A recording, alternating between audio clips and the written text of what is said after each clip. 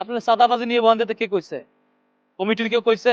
না, কমিটির কেউ বলেন, আমি বয়ান দিয়েছি। রোজা, নামাজ, হজ, যাকাত এত কিছু থাকতে আপনি চাঁদাবাজি নিয়ে বয়ান দিচ্ছেন?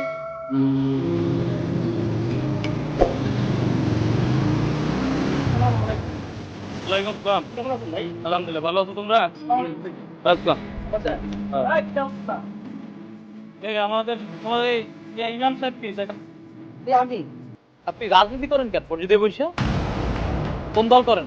আমি কোনো দলের সাথে যুক্ত নই, আর আমি তো কোনো মসজিদে রাজনীতি করি না। রাজনীতি করেন না, আমাকে দুনো খুনু বুঝান। আপনি কত জুমায় কি বয়ান দিচ্ছেন? আর গত জুমায় মানুষের সম্পদ আত্মসাৎ, চাঁদাবাজি সংক্রান্ত আর ইসলামের বিধান এবং বিচার এসব নিয়ে। আপনার চাঁদাবাজি নিয়ে বয়ান দিতে কে কইছে? কমিটির কেউ কইছে? না, কমিটির কেউ বলেন, আমি বয়ান দিয়েছি। আপনি নিজেই বয়ান দিচ্ছেন? জি।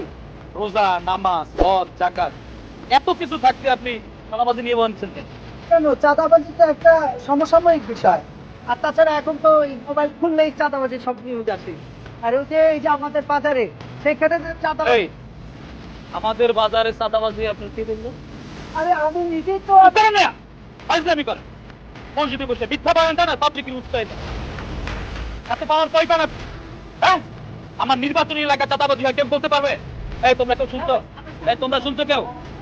কেউ জানে না, আপনি শুধু একা জানেন এই বাজারে চাঁদাবাজি হয়। আমি কেন শুধু, সবাই জানে। আপনার ওই যে আপনার এই করবে না, বড় একটা বেয়াদব। তুই প্রথম থেকে বেয়াদবি করতেই আসছো করতেই আসছো। আলম মানুষ থাকবে নরম সরম তা না। এক, যদি রাজনীতি করতেই হয় মসজিদ থেকে বের হয়ে তারপর রাজনীতি। হক কথা বললে, কোরআনের কথা বললে যদি রাজনীতি হয়, বেয়াদবি হয়, তাহলে আমি রাজনীতিবিদ, আমি বেয়াদব। তুই আসলেই একটা বেয়াদব।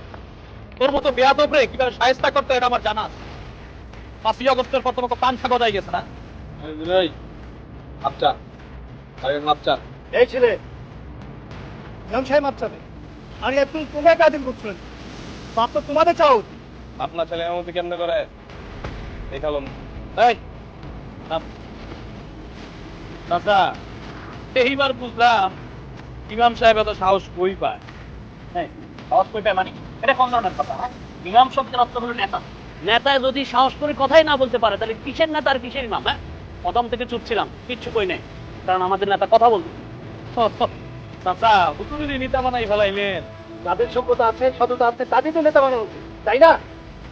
বুঝছি চাচা, বাতাস কোন দিক দিয়ে কোন দিকে যায়। সামনে নির্বাচন, তাই কিছু বললাম না।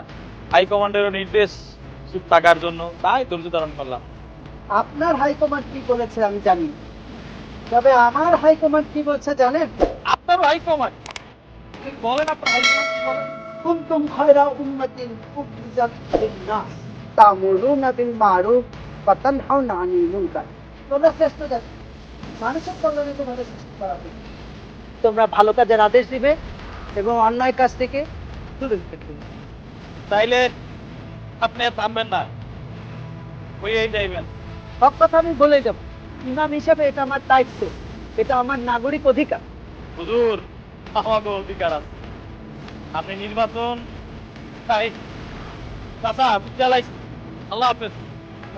এই, সামনে তো। তোরা আয়, আয়, সামনের দিকে।